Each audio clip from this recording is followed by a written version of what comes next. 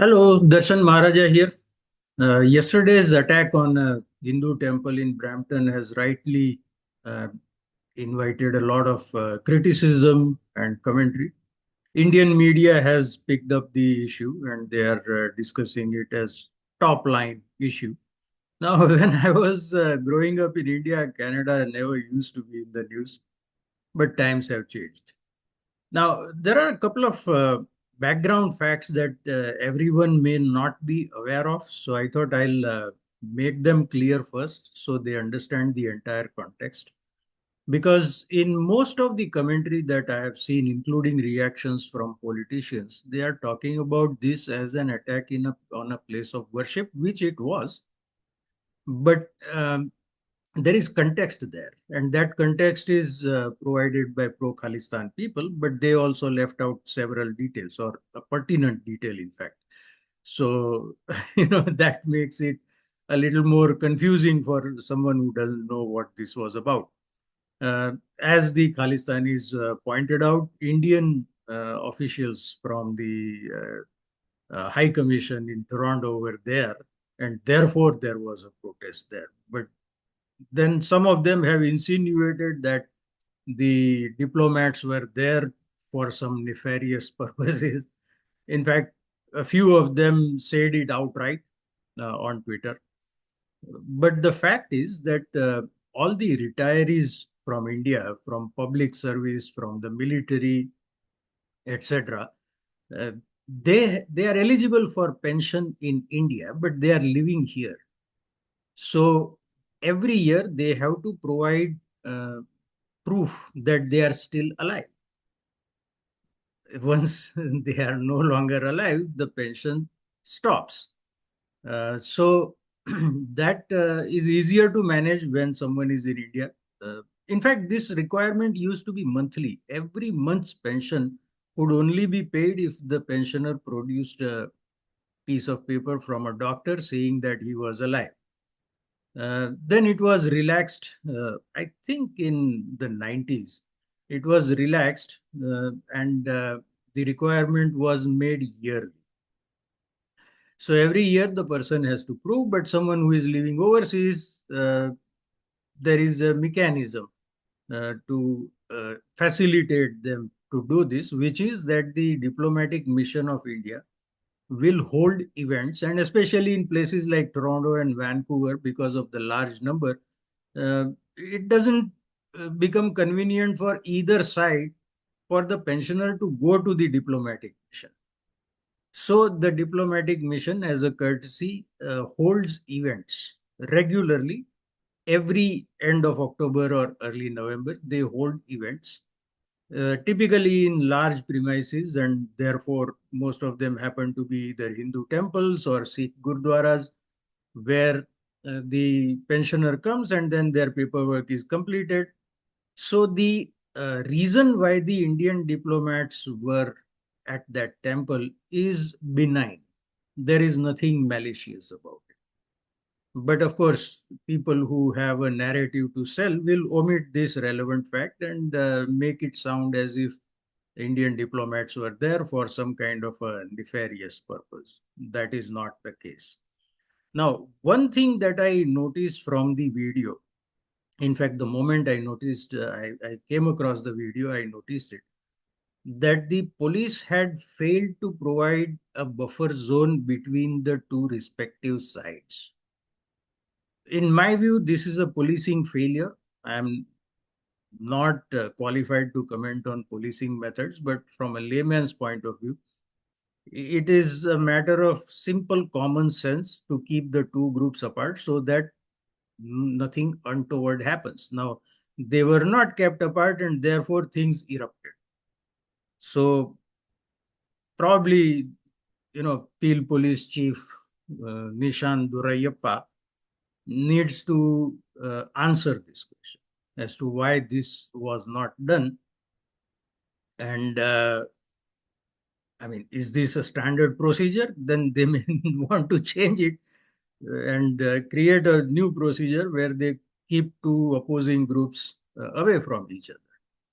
Now, this, again, for people who may not be familiar with this, Uh, this also did not happen in a vacuum, the protest itself, because Six for Justice chief uh, Gurpatwant Pannu had put out a video uh, cautioning people against going to Hindu temples for Diwali celebrations, specifically on November 2nd and 3rd.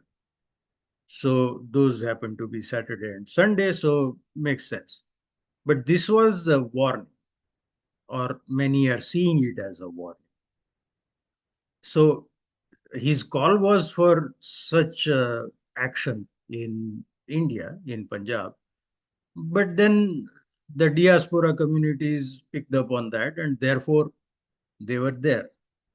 And the Indian diplomats' presence for the purposes of what is known as life certificate is well advertised. So everybody knew that they were going to be there. Therefore, the protest was held there. Now, this is where I have a problem because we have not put boundaries where there should be, and vice versa. There is a right to protest, but if you are familiar with the arrangement, legal arrangement, uh, the protest is not permitted within 100 meters of an abortion clinic. So while freedom of expression is a charter right, this is one of the reasonable restrictions that the charter itself talks about. So maybe there needs to be a reasonable restriction around any place of worship. I'm not speaking here as a Hindu. We have seen synagogues being attacked, churches, in fact, being burned down completely, and otherwise vandalized during protests. And mosques have been attacked. And I remember at least one or two cases of even gurudwaras being the subject of demonstrations, protests, etc., including yesterday in the evening after the things blew up at the Hindu temple. In the evening, some Hindu people went there and to a Gurdwara in Malton, and they were holding a demonstration there. I don't think we need to encourage this because at the end of the day, the sanctity of a place of worship has to be maintained, regardless of who is inside.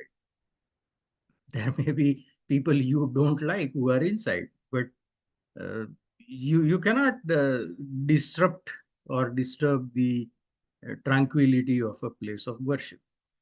Now, another worrying thing that I saw in one of the videos that emerged later, towards the night, was a Hindu priest inciting violence.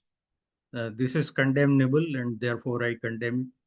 I don't want to see violence from any side, whether it is pro-Khalistan, anti-Khalistan, pro-India, anti-India, or any other classification. I don't want to see violence in the society of Canada. And that is one of the main reasons why I came here, and I'm sure most of us came here for that reason. We want to live in a peaceful society. So that excuse me. So I'm condemning that. Um, the buffer zone is one issue where I think we need some immediate action. Now, I don't know whether this is simply a matter of the city of Brampton passing a bylaw. I don't know the legal arrangement around this, what is within the jurisdiction of a municipality versus the province. Um, I do remember that when marijuana was legalized, it was a provincial measure to prevent any marijuana vending outlet to be within, I think, 500 meters of certain establishments such as schools and daycares, etc. So I think this may be a provincial matter. This will need, of course, input from people who are familiar with the law. And a Peel police officer was suspended because he was off duty and in civilian clothes. He was participating in the pro-Khalistan protest. Um, this reminds me of CBSA employee, the Canada Border Services Agency's employee, whose name was also revealed by the Indian government that he is um, some kind of, maybe he's wanted there or named in some criminal activity. I'm not exactly remembering, but he apparently works in a supervisory position in CBSA. So again, we need to have a very serious discussion on the boundaries as to whether people have a right to make a living, whichever way is possible for them, as long as it's legal, and people have a right to espouse causes. Nothing wrong with that as long as they do it peacefully. But when the uh, performance of duties is likely to overlap with or be in conflict with their cause or their expression, we need to have a clarity as to what one is allowed to do and what one is not allowed to do. Unfortunately, politicians thrive on ambiguity because then there is conflict and there are competing claims, and then they will come in to posing as if they are going to provide a solution, which they never do. For example, this Khalistan issue has been going on for 40 plus years, and nobody has been able to provide a resolution or a clear position on that because it suits them that. So I think that is one thing that we as ordinary Canadians can do, which is to put pressure on them to bring clarity to the matter so everybody is in the clear that an off-duty police officer cannot participate uh, in a cause that conflicts with their duties if they were supposed to be on duty. So that is freedom of expression, freedom of association, and the freedom to espouse causes. All of those, once again, uh, the reasonable restrictions part needs a cold hard look. That those are the thoughts that I wanted to share with you today. Let me know in the comments what you think. Until we meet again, goodbye and be well.